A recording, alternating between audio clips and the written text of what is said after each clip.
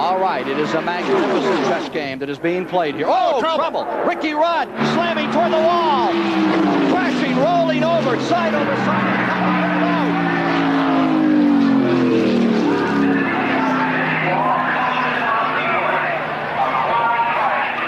Ricky Rudd, Ford automobile, out of control, side over side several times, lands in the grass just to the top of pit road. The Budmore car destroyed. You're watching live from the Daytona International Speedway, the Busch Clash of '84, the most serious crash in the 6-year history of this event. I think that it was a blessing that it didn't get into that wall, Ken. It started spinning away from him, just like a bucking horse, going in every kind of a direction. And, of course, Ricky holding on. Ricky Rudd, former Grand National Rookie of the Year. Bad trouble. Okay, a terrible crash. Richard Petty's car is turned over 7 or 8 times coming off turn 4 and was just struck by another car. It's one of the most violent accidents we've ever seen at the Daytona International Speedway here as leader Darrell Waltrip squeezes through. Petty's car nosed into the wall and then went sideways and barreled end over end and then side over side time after time. A terrible accident. Getting chased And a from little a bit. bad crash over in turn 2, Michael Waltrip has hit the wall hard. The car is upside down, and you can see the car is really torn up. Well, Jerry, I said it's sort of on its side, or boy, yes, it is upside down. I thought he was hurt. But I walked up there and the car is gone, everything's gone, and the roll cage is all bowed up. And I looked at him, he looked up at me and winked. So, Mom, Dad, he's a Waltrip. He's got a pretty hard head. I think I'm all right. Got some contusions and a little bit of confusion, but that's probably not too unusual. Earnhardt got sideways. Somebody looked like made some contact. Uh-oh, we've got a problem. Contact here, for sure. Darrell Waltrip and Joe Rutten. Waltrip's car gets on his roof and over and over.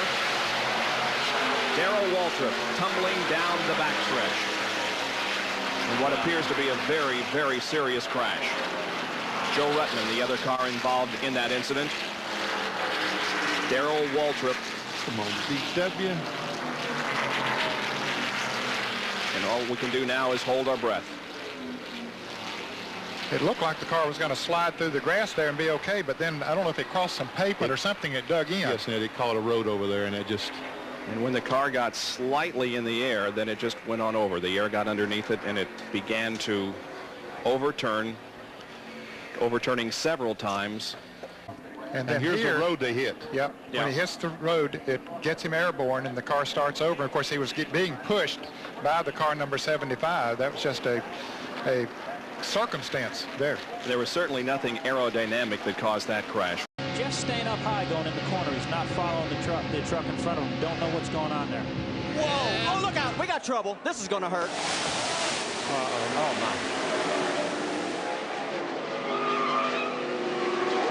Oh,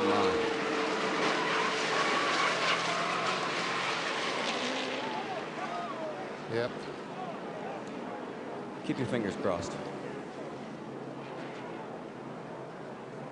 Now, this is just a few seconds ago. There, look at Geoff. He's moving his arms. That is the best news we could give you. He's moving that bag. And then as they're rolling me to the ambulance, the little oxygen mask slid off my face. Now, I still haven't opened my eyes or spoke. And I felt it slide off my face. How do you feel that little thing slide off your face when you just got through crashing at 180 miles an hour? The next lap is when, I can't think, never can remember this guy's name. He cut down in front of Kurt, trying to get in front of him, and they clipped. So I see him go sideways. Well, I figured I'm going to go past him before he hits the wall.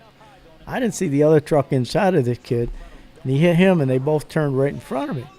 And, you know, I hit the wheel, and it threw me up at the catch fence at 180 miles an hour, and the front got cut off, the roll cage got cut off, and got hit again, spun around like I was like Rodney Dangerfield. Didn't get any respect. They kept hitting me. And ended up, my upper body was laying on the asphalt. I have pictures of it, and you can see it in the video of the race. But in some fire, a fire guy came out and put my fire out. I had my glove came off during the wreck. I have pictures of it. You can see my gloves coming off. Pretty cool. The guy found him. I autographed it for him later. Goodness. A couple years later, but. Dale Earnhardt Jr. to the bottom of the track. Jr. will win at Daytona. And the big one happens behind them. Oh my God.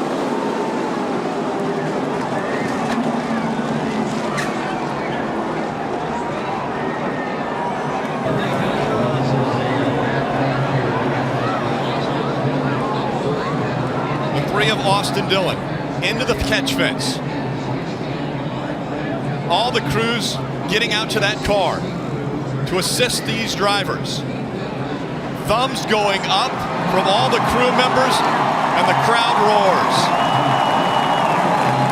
Look at the catch fence on the front straight. What an incredible sight to see Austin Dillon walking away from that 3 car that is demolished. Yeah, the 11 gets kind of stuck in the middle there and comes across the Ford's bumper. As he does, he spins back in, gets the 3 airborne, and he just gets projected off the other cars right up into the fence. He went from the bottom of the racetrack over 2 rows of cars and into that catch fence. Here we go. You can see him on the bottom. Rex starts in front. He runs in the back of the 24, gets up on the 11. Now he's on top of the 55, and now it's just along for the ride. Watch the car stop. Watch the car stop. It gets into those poles, and it goes from, I don't know what, 180, 190 miles an hour, I'm just guessing, to a complete stop. That is unbelievable. And it looks like that's 3,500 pounds. That stock car is extremely heavy. You see here, after he's upside down, the 2 is spinning. Obviously, he's already lost control, makes more contact with the 3. Not at all. Ryan Newman off turn 4 for the final time. Blaney to the outside, to the inside. Here comes Hamlin up the outside. Wow. Crash into the wall, into the air goes Newman. Upside down. In a shower of sparks on his roof, Ryan Newman comes across the line, 4th. And comes to rest. The AMR safety team is there quickly to attend to Ryan Newman.